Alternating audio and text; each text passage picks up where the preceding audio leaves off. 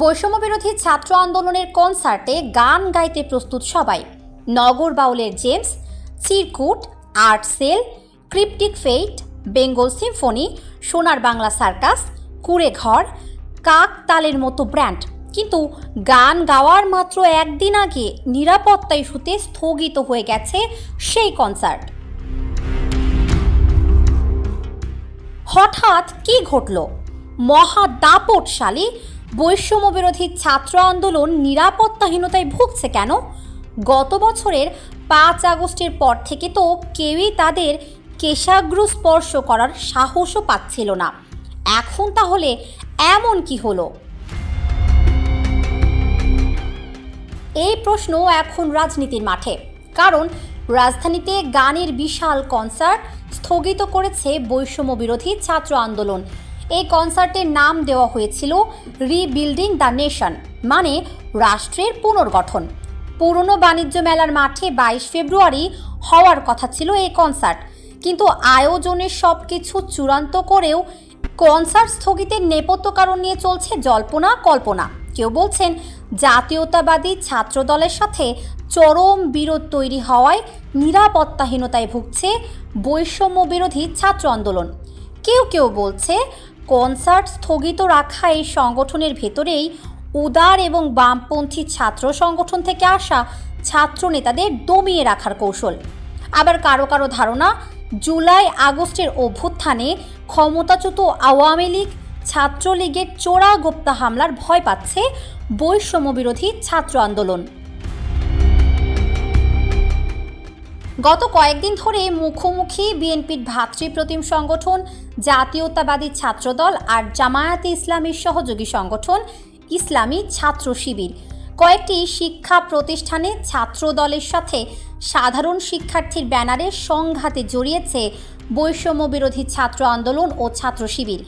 এই সংঘাতের জেরে ছাত্রদলের প্রতি হুঁশিয়ারি দিয়েছেন বৈষম্য বিরোধী ছাত্র আন্দোলনের নেতা হাসনাত আবদুল্লাহ।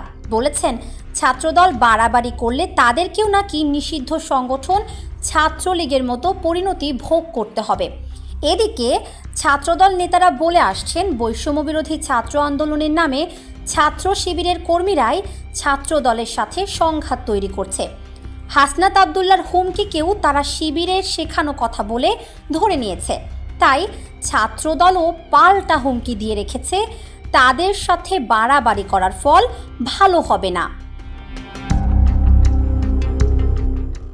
তাহলে কি কনসার্টকে সামনে রেখে ছাত্র দলের সাথে বড় ধরনের সংঘাত সৃষ্টির আশঙ্কা করছেন বৈষম্য বিরোধী ছাত্র আন্দোলনের নেতারা?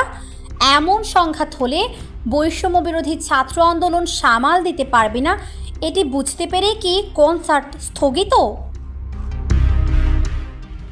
আরও যে কারণটি নিয়ে চর্চা হচ্ছে সেটি হলো বৈষম্য বিরোধী ছাত্র আন্দোলনের অভ্যন্তরে নেতৃত্বের দ্বন্দ্ব।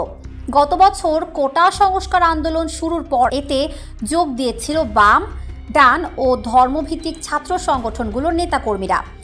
এই নেতাকর্মীরা মিলেই পরে গড়ে তোলেন বৈষম্য বিরোধী ছাত্র আন্দোলন। আওয়ামী লীগ সরকারের পতনের পর মহাশক্তিশালী হিসাবে আবির্ভূত হয় এই সংগঠন। তাদের মধ্য থেকে উপদেষ্টা নিয়োগ করতেও বাধ্য হয় অন্তর্বর্তীকালীন সরকার। তো এমন এক শক্তিশালী সংগঠনের নেতৃত্ব কাদের হাতে থাকবে? ডান ও ধর্মভিত্তিক সংগঠন থেকে আসা নেতাকর্মীরা চান তাদের নেতৃত্বেই চলবে বৈষম্য বিরোধী ছাত্র আন্দোলন। এদিকে নিজেদেরকে উদার প্রগতিশীল দাবি করা বাম ঘরানার নেতারা চান তাদের নেতৃত্বে চলবে এই সংগঠন। উদার ডান ও বাম ঘরানার নেতারাই আয়োজন করেছিলেন কনসার্ট রিবিল্ডিং দ্য নেশন। এই আয়োজনের সাফল্য উদার ডান ও বাম ঘরানার নেতাদের এগিয়ে দেবে। এই শঙ্কা থেকেই তাদের প্রতিপক্ষরা নিরাপত্তার ভয় দেখিয়ে কনসার্ট স্থগিত করেছে বলে সন্দেহ কারো কারো। এদিকে দেশের আইন শৃঙ্খলা পরিস্থিতি এখনও নিয়ন্ত্রণে আনতে পারেনি অন্তর্বর্তী সরকারের পুলিশ ও নিরাপত্তা বাহিনী। এই সুযোগে রাজধানীতে বড়সড় একটি আয়োজনে কোনো রকম চোরাগোপ্তা হামলা হলে তার প্রতিক্রিয়া হতে পারে মারাত্মক। এমন ভয় থেকেও কনসার্ট স্থগিতের কথা বলছেন কেউ কেউ। নেপথ্য কারণ যাই হোক, নিরাপত্তার ইস্যুতে কনসার্ট স্থগিত করার কথা জানিয়েছেন বৈষম্য বিরোধী ছাত্র আন্দোলনের সাংস্কৃতিক সেলের সম্পাদক সালাউদ্দিন সৌরভ। শুধু জানাননি নিরাপত্তাহীনতার কারণ।